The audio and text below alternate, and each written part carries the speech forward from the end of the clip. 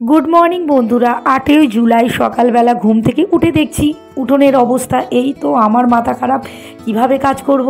তো যাই হোক, আমার কোনোভাবে কাজ সারা হয়ে গেছে জল ঘেটে ঘেটেই। আর তারপর দেখো, আমি মিশোতে কি অর্ডার করেছিলাম সেটাই ফোন এসে গেল। তো আমি জল ঘেটে সেটাই আনতে গেলাম, পুজো করে উঠলাম, তারপরেই ফোনটা এলো। তো আমি তো নিয়ে চলে এলাম। তো আমার তো খুব আনন্দ হচ্ছে, কারণ গোপুসোনার জন্য আমি জামা অর্ডার করেছি।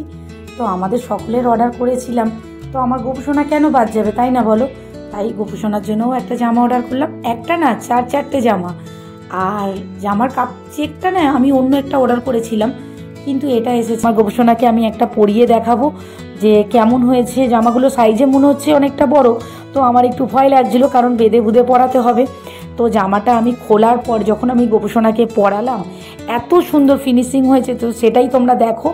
তো আমি গোপুসোনাকে জামাটা পরাচ্ছি, তার সঙ্গে একটা করে টুপি আছে। তো দেখো, এই দেখো পাতলা কাপড়টা, কিন্তু কাপড়টা খুব নরম এবং ফিনিশিং খুব ভালো হয়েছে। দেখতেই পাচ্ছ তোমরা, চারিদিক থেকে কোনো দিকে না চিক আছে। তো আমার গোপুসোনাকে এত সুন্দর লাগছে, তোমরা অবশ্যই জানিও গোপুকে কেমন লাগছে।